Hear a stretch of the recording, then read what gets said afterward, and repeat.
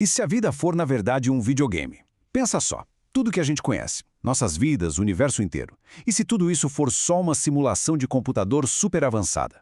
Parece coisa de filme, né? Mas essa é uma das perguntas mais sérias e, olha, fascinantes da ciência e da filosofia de hoje. E é nesse buraco de coelho que a gente vai mergulhar agora. Olha só essa frase do Elon Musk. As chances de estarmos na realidade base são de 1 em bilhões. Peraí, realidade base? O que é isso? Bom, seria o universo original, sabe? O primeiro de todos, não uma cópia. E por que ele diria uma coisa dessas? O argumento dele, por incrível que pareça, não vem da ficção científica. Vem de olhar para o nosso próprio progresso tecnológico.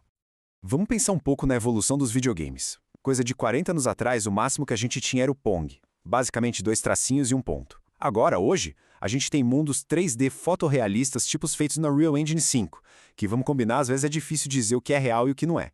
Se esse ritmo de melhora continuar, mesmo que mais devagar, uma hora os jogos vão ficar simplesmente indistinguíveis da realidade. E tudo isso aconteceu num piscar de olhos, evolutivamente falando. Mas essa dúvida sobre a realidade não é de agora não. É uma questão filosófica que tem literalmente milênios. Lá na Grécia Antiga, Platão já imaginava prisioneiros numa caverna, achando que as sombras na parede eram o mundo real. Hoje, a gente tem o filme Matrix, com a humanidade toda vivendo numa ilusão digital. A pergunta, no fundo, é a mesma. O que mudou foi só a tecnologia que a gente usa para pensar nela. Então, essa questão filosófica super antiga ganhou um jeitão mais lógico e formal com o trabalho de um filósofo chamado Nick Bostrom.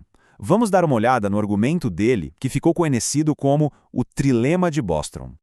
Pois é, em 2003, o Bostrom publicou um artigo com uma pergunta bem direta. Você está vivendo em uma simulação de computador? Mas ele não ficou só na especulação, não. Ele construiu um argumento lógico que meio que força a gente a aceitar que uma de 3 ideias bem específicas sobre o futuro da humanidade tem que ser verdade.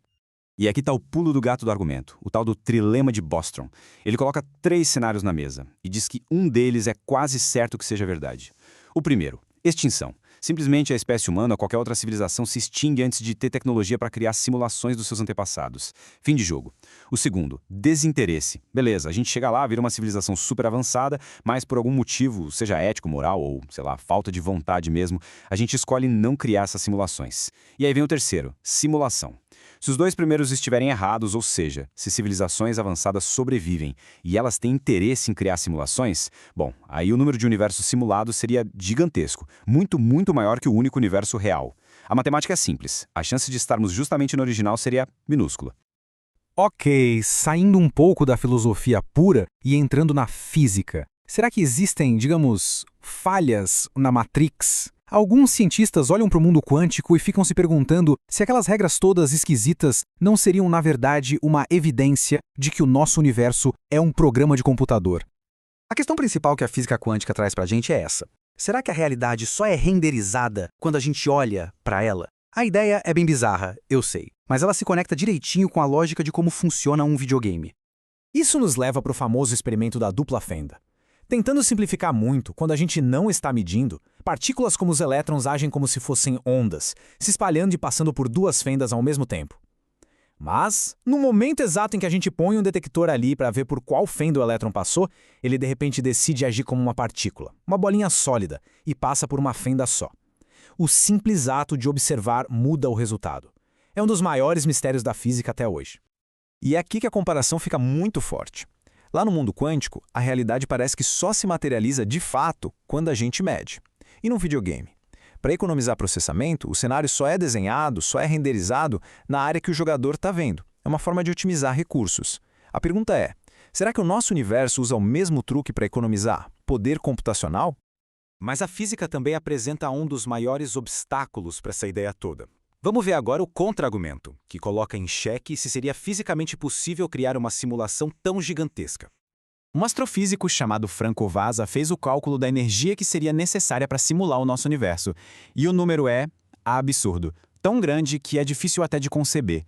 Precisaria de mais energia do que a de todas as estrelas da nossa galáxia juntas a cada segundo. Pelas leis da física que a gente conhece, construir um computador desses seria simplesmente impossível. Só que quem defende a teoria, incluindo o próprio Bostrom, tem uma resposta para isso.